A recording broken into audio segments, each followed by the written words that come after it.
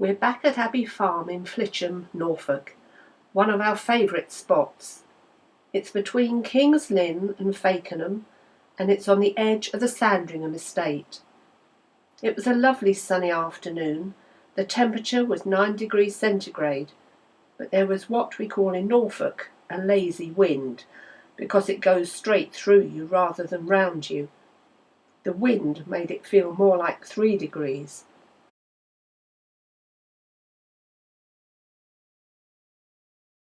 This was our second close encounter with a barn owl in 2 days. We hadn't been in the hide for very long when Rob spotted the barn owl hunting along the edge of the next field. It made its way right in front of the hide, and at its closest was perched no more than 4 or 5 metres from us.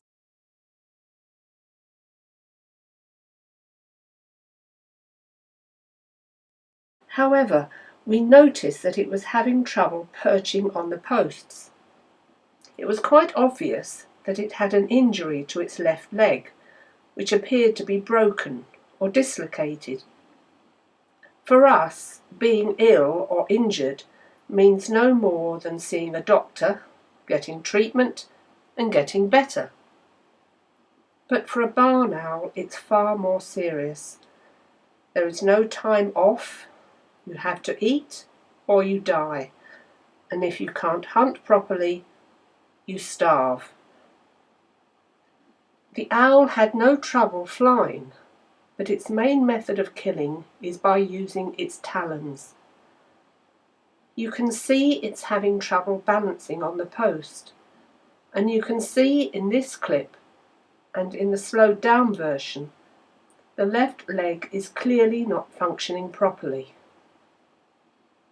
I fear that there may not be a happy outcome for this owl.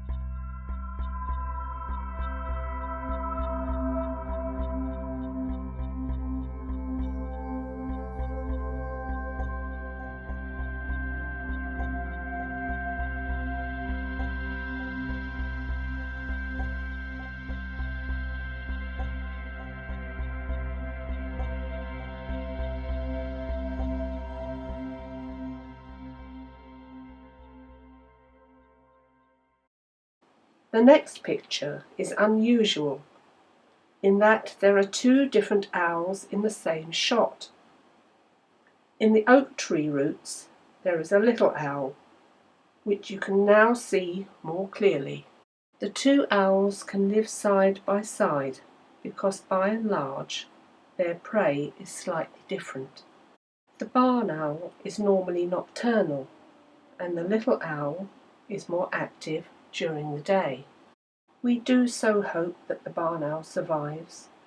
There are only 4,000 breeding pairs in the UK, and they had a bad year last year. We'll keep our eyes peeled to see if we can see the owl in future visits to Abbey Farm. Thanks for watching.